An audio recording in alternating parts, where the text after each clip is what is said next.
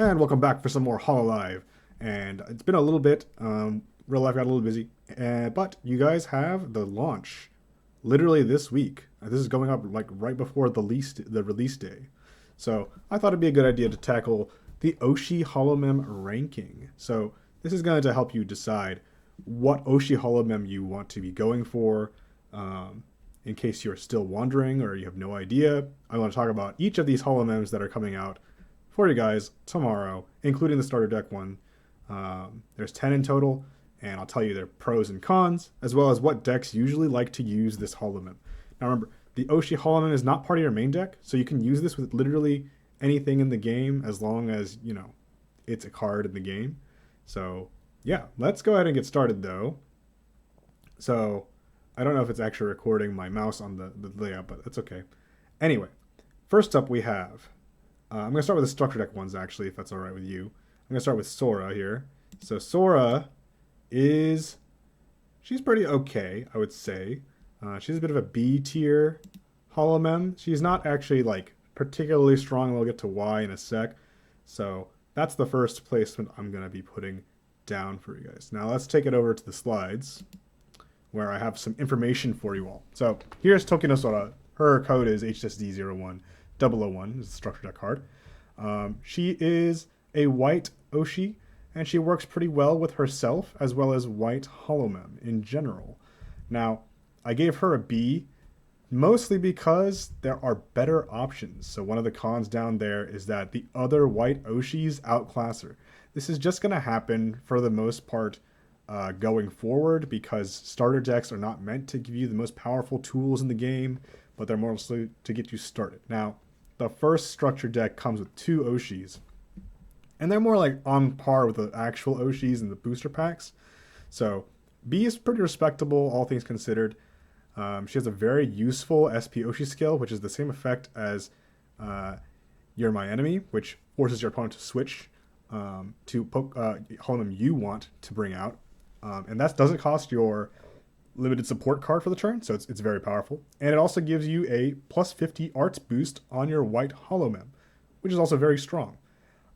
She also has a very cheap upper Oshi skill, which just lets you switch cheers on your board to whatever. So if something from your previous turn collabed and attacked with a cheer attached to it, you can move that cheer to a different holomem if you spend the 1 holo power to do it.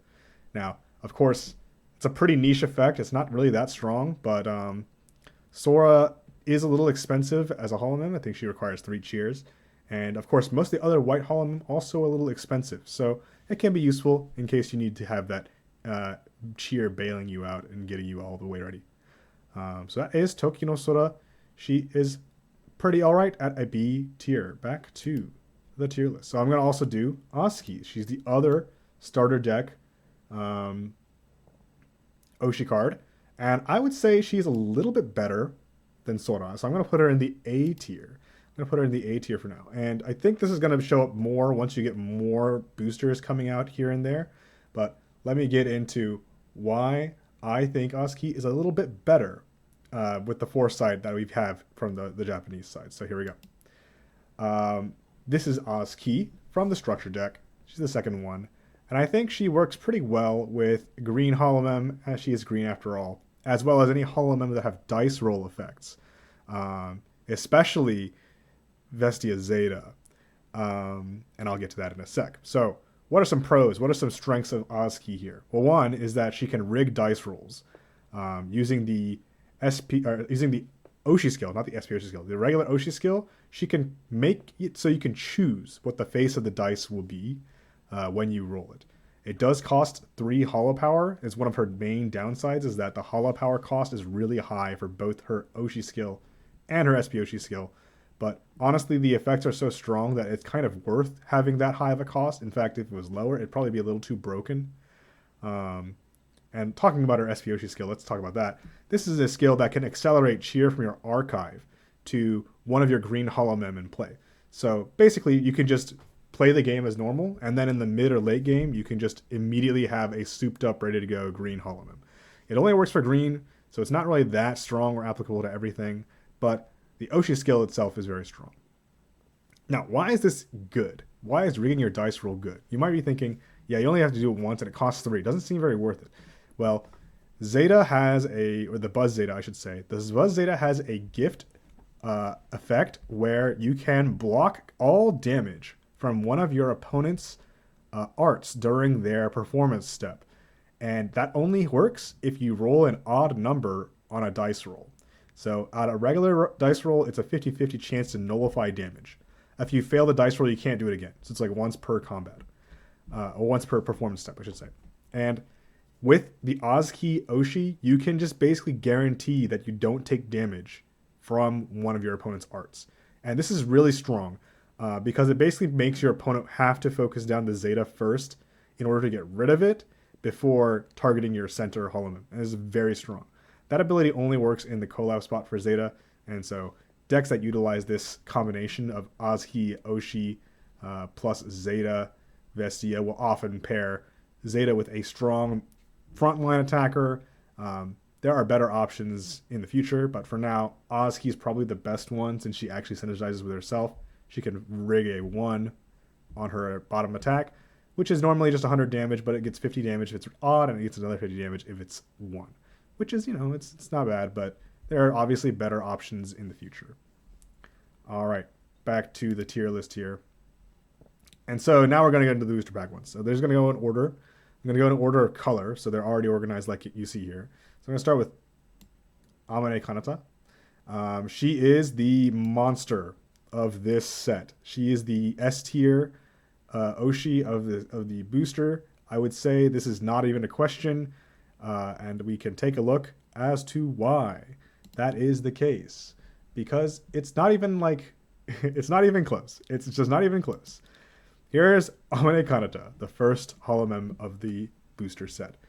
This is a white holomem with 5 life, and the Oshi skill Squish Squish, which just says you can set your opponent's HP to 50, and it costs 3 holo power, as well as I'll squeeze you, squish you, whatever it is, which basically gives your targeted holomem plus 50 and plus another 50 if they're white. This is a holomem that works with basically any card in the game because the Oshi skill is completely generic. So if you have like a holomem that kind of sucks in the main deck, you can just run this and it's like much better because it just can do a bunch of damage immediately. Of course, it works better with white holomem because then you can have the extra plus 50 from the SP Oshi skill. But honestly, the plus 50 normally you're getting from the SP Oshi skill is good enough that you don't really need the extra 50. It's just kind of a neat bonus. Now, this is what I was kind of referring to when I was talking about how Sora is not really the greatest option you could be running for white. That's because Amane Kanata is, for the most part. This is a card that deals unblockable damage. Setting your opponent's HP to 50 is like stupid strong, and for 3 holo power, it might seem like that's a lot to pay, but honestly, it's giving you basically a free KO. So when you keep that in mind, I think 3 holo power is a pretty justified cost. The con, obviously, is that it's 3 holo power. So you're going to have to build up that holo power by collabing, and that's kind of an issue, especially because Kanata herself is a bit squishy. Her debut only has 90, and the other debut has like 60, I think. But you can use the SP Oshi skill on Kanata here to just do 140 damage. It's a bit ridiculous. And obviously this is supposed to synergize well with the second Amane Kanata, who takes an extra life if you KO something over 50 damage. And conveniently, her bottom attack does 100 damage. So when you set them to 50, you automatically do over 50, like overkill 50, and you'll take the extra life. So really absurd card, still a good today. Yeah, just the best card, Oshi card in this set. It's not even close. Can be used with so many characters. It just makes them a lot better in some cases. I'm not going to say it's the best option for every deck, but it can be used with basically anyone, and it's like very, very low committal card right there. So, moving on, we have Mume. And Mume is kind of an interesting one because she is also a white holo member. I would probably go ahead and put her in the B tier also. I'm going to put her above Sora just because it is slight. I feel like it's what she offers is slightly better. It's not like Kanata levels where she just like breaks the game apart, but she's pretty respectable. it's a B rank card. Um, I guess I don't really know how to upper text there, but basically she only works with promise, since her Oshi skill allows you to reduce damage taken by your promise holo member by 50. It is only one targeted holo member, but that's usually enough to prevent the downing, the KO. And as for her SP Oshi skill, it can search for any event card from your deck. What this basically means in the first set is that you can just search for you're the enemy, boss's order type thing, and you can just use that. There's another card that Mume can use. It's called it's like the one with the bat. It basically removes 2 energy from your opponent's front. That card has been found to be not that good in the Japanese players' minds. So I would say you don't need to run that card. But it is also an option if you want to grab an event there. And later sets will also reveal more events that are possible to fetch with this effect. So it can help you to like unbrick or get a little extra damage or things like that. So pretty flexible SP Oshi skill. And the reducing 50 is powerful, like I said.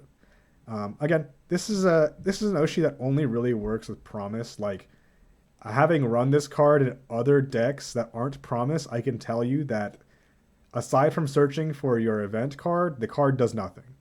And you can only do the event search once a game. So it's really not that strong in the big picture, I would say, in the big picture. But in a vacuum with promise, this is a pretty strong Oshi holomem, if only because you have the options of having defensive play. It is one of the rare instances of defensive play in this game. And I also wrote there's no direct damage buff with this Oshi holomember, but a lot of the Oshi holomembers will have this problem. So this isn't really like a dig at this card in particular, but it's like kind of on the scale of level where you would expect it to do maybe more than what it is currently doing. That's the way I feel anyway. So that's why I gave it that no direct damage buff. But you can keep in mind that most of these cards don't really don't really buff damage directly, but they can play differently in terms of like aggressively pushing or stuff. In this case, this would be the getting enemy from deck is basically the same as having an aggressive option, though you do have to give a little bit for it. All right, back to the browser, to the next holomem. We're going to talk about Aki Rosenthal, and this is, sad to say, the first C tier on the list.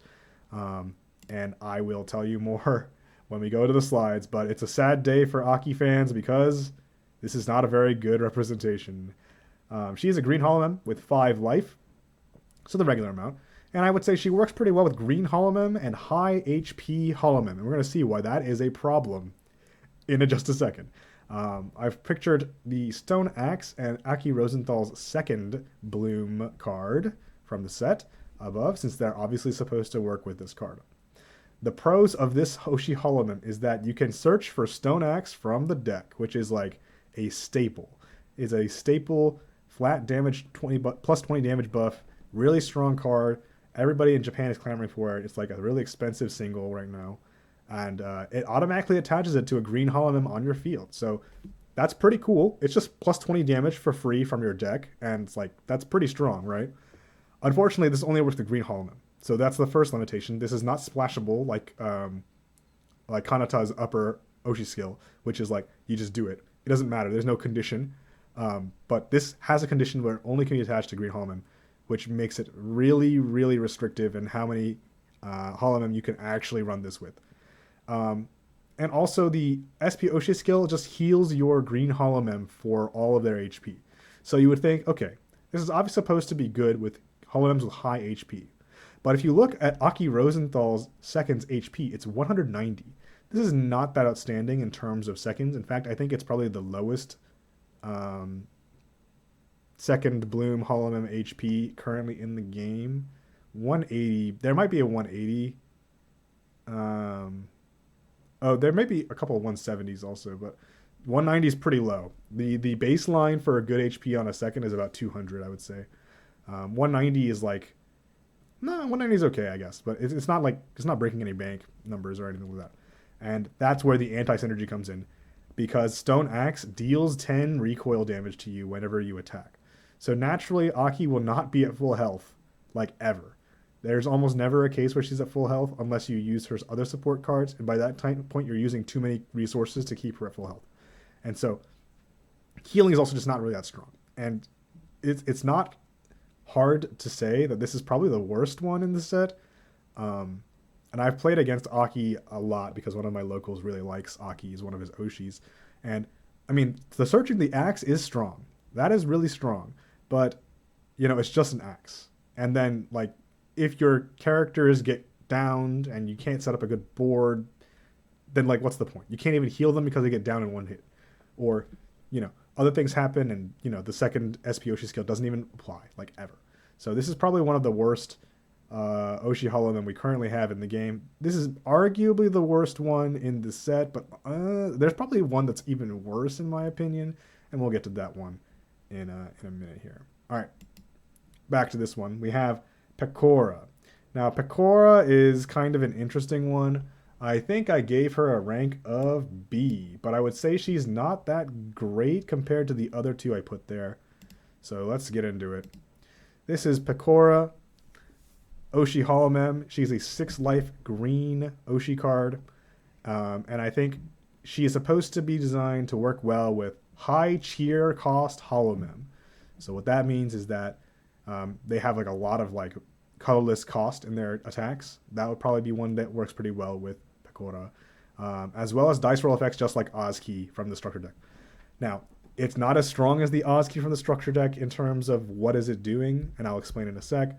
But obviously this is supposed to work with the Pakora second over here, who has an attack that costs 4 cheer, and it also depends on dice rolls for extra damage. You get plus 30 at a minimum and plus 180 as a maximum. The bloom effect doesn't really matter, it just heals her for 40. And she also has 200 HP. I know it's being blocked by my face, but she has 200 HP, so she's like a pretty normal second holomem. Now, what are the pros about this card? Well, she basically makes cheer management a trivial manner because the Oshi skill allows you to recycle all the cheer from a down holomem into all your other holomem, as long as they're green, which if you're using this card, you're probably running some green cheers in your deck. And yeah, this basically means you never run out of cheers. Really strong effect. It does cost 2 holo power, so it's like, it's not free, but it is still strong enough where if you use it once, you basically don't have to use it again unless you like need it for something else. She works really well with herself. The SP Oshi skill actually lets you fix the dice roll to 6 for this turn. So it's not just one dice roll, but like every dice roll you roll on this turn is a 6. Now, you would say that, wow, that just makes your Pakora do 180 extra damage. Yeah, that does basically knock out any character in the game at this point. 240 HP damage is going to KO anything. That is really strong, but the fact that it costs 3 holo power to use is a bit much. So that's one of the downsides I have here. It costs 3 holo power. And the other con is that this only attaches green cheer. So it's not really that flexible in terms of like what kind of colors you can run. But I have seen some builds in the future, like when you get more things in the future, that utilize this effect to their benefit, I would say. And Pakora also will get some better support in the future sets that makes this a little bit stronger of an option for herself. But in the first set, this is, you know, it's a normal power level. It's not too weak. It's not too strong. A solid B is where I'm at. Okay, moving on. We have Louie. Takane Louie is another one of these really, I have no idea what they were thinking cards. This is probably the only other card I would say is worse than Aki. And I guess I'm going to explain why, except I don't really know how to explain because I'm confused about how this works. I have never seen this in my life, in terms of real events anyway. This is Takane Louie. She's a red Oshi holomem with 5 life. And her upper skill basically says you can archive from your holo power instead of from your hand if you use an effect from a red holomem that does that. And of course, red holomem in this booster are basically Kiara, Louie, and Polka. Bay is also there, but Bay doesn't discard from hand for cost, and neither does Polka. So I'm really just looking at Louie and Kiara. Both happen to have bird tag, I think. So that is some synergy there. But yeah, this is a pretty confusing holomem card. Like I don't really know what their vision was with this card. So basically the only pro I could think of regarding this card is that you can access the holo power really easily by just like milling it out for cost. Which, you know, maybe that is good because things get trapped in holo power sometimes and it takes a while for them to get out. because you don't use your SP Oshi skills or your Oshi skills. And, that's fine and all. But, yeah, I don't know. You probably want to be archiving from your hand, or you're building around the idea that you need to archive from your hand in order to build more advantage. So it just seems like kind of something you don't even want to do in the first place. Like, why would you want to archive from your holo power? That doesn't seem very good, in my opinion. And the other thing that's bad about her is that the SP Oshi skill doesn't really do anything. It basically locks your opponent from switching or baton passing on their next turn, which is like a full lock. It also applies to their collab holomem. So if they were to collab an HoloOCG debut and then rolled a 1, they wouldn't be able to switch back to the bench. This would prevent that. But like, that doesn't really mean anything because that's one of the only cards that does that in the first place. Normally in this game, when you collab, that collab is there and you can't move it back. So what's the point of saying you block them from moving it back if they don't do that in the first place? Also, baton passing your front in this game is typically considered a losing position play. It is typically not good. There are some cases where it is required and it is good, but in most of those cases, I would say you are probably in a losing position, and the only way for you to win by doing that is probably a far shot, unless your opponent is like bricking next turn. So again, this is like a card that it does even less than the Aki one, in my opinion. So in my opinion, Aki is pretty bad, but it's at least not doing nothing. So it has that going for it. And I will say, even though, this is probably the worst card in the set in terms of Oshi Holo members, it's still something. Like, it's still doing something, if that makes any sense. And, Takane Louie also has this idea where she can archive 1 to 5 cards from her hand or do extra damage. So, theoretically, if you build up a lot of holo power, you can just use the holo power instead of your hand. And maybe that's something you want to do, because that's basically resource gained. But, I just don't see why you would want to do that when there's just better options to be doing. Like, you could just set their HP to 50 and then KO them that way, instead of paying 3 or 4 holo power to do 60 extra damage on your attack. I don't know. It doesn't seem that good to me, but, maybe someone else has figured it out. All right, we're almost done here. Back to the tier list here. We have Kiara. This is a pretty strong A contender. I would say she's even above HoloOCG. Maybe not in set 1 necessarily, but she will get much better in the future. Though she is also pretty generically strong, just like HoloOCG is. So here we go. This is a red holomem with 5 life and has 2 effects, where one is she can fetch any card out from the archive, any holomem I should say, any holomem. It does not care about color, so you can pick up any holomem you want. And the second skill only applies to reds when they're downed on your opponent's turn, but you can put that holomem back into your hand, discarding all of its non-holomem cards. So if your second Kiara gets downed by your opponent, all of the Kiaras that were under her go to your hand. You also don't lose life. You also lose less life by using the skill. So it synergizes really well with cards like Buzz Polka, who usually costs 2 life if it's downed. But if you use the SP Oshi skill, it only costs 1 life. So it's really, really convenient for that. And you'll get the Buzz Polka back. So it's just like double good if you're playing Polka. This is usually the Oshi for Polka decks in this format. Even in the future formats, this is typically the one you want to use. It's most safe in terms of like, moving through the game. Since you have the ability to stop your life loss at some point, buzzes are a little risky on that end. And so, yeah, this effectively has a 6 life on it. It doesn't say it, but it effectively has 6 life. Now, there's some cons about this are that, again, it doesn't really have a damage buff, so you're going to have to use cards that just do damage in the first place. That's things like Kiara and Polka, who don't really need the extra firepower to be made up for them. And also, the SP Oshi skill, even though I was praising it for how it reduces life and it gives you all your cards back, it's a little awkward to time, because if you don't lose life, you also don't get the extra energy acceleration, the extra cheer acceleration that you would normally get from losing a holomem. So at some points, you may want to not use it because you want that extra cheer in order to have a setup for the next turn. It is a slightly awkward Oshi skill to time, and most of the time you actually want to be using the upper skill because you have more control over that. With the SP Oshi skill, you kind of have to leave it to your opponent to KO something. And it also only works with red holomem, so it's not as flexible as the upper skill Phoenix Tail. Still strong holomem though. I would say this is one of the better aged ones. I mean, Kiara is basically tier 1 at this point right now in our format. So, probably going to age pretty well going from here on as well. All right, now we're into the blues. We're into the final stretch. We have Suishou. Suishou is pretty strong. I'm going to put her probably above Kiara. If I can move it around anyway. Here we go. There we go. I'm going to put her above Kiara for now. Mostly because she's a little more proactive than Kiara is. So let's go to the slides and see how it is. Now, this is a blue holomem with 5 life. She has 2 skills that both cost -2 holo power. And this is a card that basically bullies your opponent's back row to no end. The upper skill does an extra 50 whenever you deal damage to the deal damage to your opponent's back row to the same holomem. So it's plus 50 on your sniping. Works really well with this idle Suishou right here.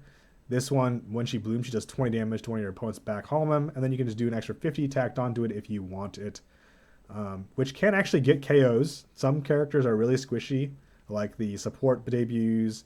A couple other characters that you maybe have chipped over the last few turns can also be KO'd by this. And the Oshi skills does reduce life, even though the Bloom first idol doesn't. So you can basically get a free life out of it if you time it right, or you run across a squishy deck. Very high offensive potential, and it breaks your opponent's board at the same time. Really powerful stuff. Now, the SP Oshi skill is where the real stuff is, though.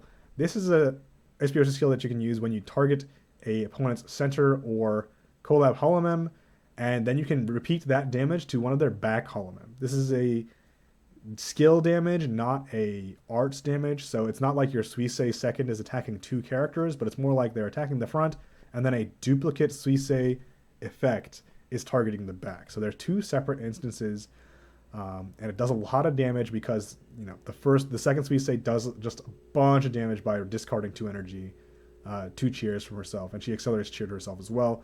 It's really easy to get online, assuming you can get to the second. First set Suishou will have a bit of consistency issues getting to the second, but that kind of goes away in the future when she gets better tools. I will say this is probably one of the only cards that I would say struggles against high HP targets because you can only do so much damage in one burst. If you can't KO their front holomem or you can't KO what's sitting in the back, then the SP Oshi skill kind of loses a lot of its value. And again, this only works with blue holomem, but that's rarely an issue since it's supposed to work with Suishou. So it's really not really an issue. It does work with other blue holomem that you will be getting, as well as Kobo in this set, who also does special damage. And honestly, Kobo probably uses this too over herself. So, strong holomem overall, really high offensive potential. Probably going to continue to see play as long as they keep printing blue holomem that do special damage to the back row, which they kind of have established as the blue colors gimmick of just dealing special damage to things. All right, and last but not least, we have Kobo Kanata. This is a blue holomem. I'm gonna put her in the B tier. I'm gonna put her right next to Pakora for now, like right under her. It's for probably a couple of reasons, but let me show you what she does and everything. This is Kobo Kanata. This is the last Oshi in the set. She's a blue, life 6 blue holomember. And she works really well with ID holomems, as well as any blue holomem that detach cheer for cost, but that one isn't really necessary. It's mostly the ID synergy that's really strong here. So what are the pros of Kobo? Well, obviously she has 6 life, so she's a bit fat, and she can make your games a little easier to handle when you do life races. And she also accelerates cheer to your ID holomem from the archive. So if you look at like Irony EU15 here, she does more damage based on the different colors of cheers that are on the board. Or I guess actually it's if you have an extra ID holomem, I guess. But if you use Kobo with EOF, then you can get the extra condition there and do a lot of damage. And that's like basically free in the mid game, late game once you have a lot of cheer in your archive. Some cons are that the Oshi skill is a -3 holo power, which means you do have to build it up over a couple turns. And the regular Oshi skill, it kind of sucks. It is -1, but the amount of damage you get off of it is really, really minuscule and honestly not very good.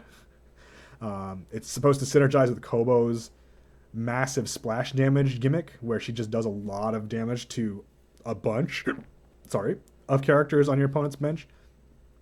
But honestly, that's pretty weak because you'd rather just be KOing their front and making like concrete progress. Like the idea was there. I could see what they were going for, but it just ended up not being that strong compared to the stuff they were making, like, you know, in the Kanadas and the Suisheis and stuff. So this is like not really the character you actually want to use this with. You're going to get another character in the new set that this will work a lot better with.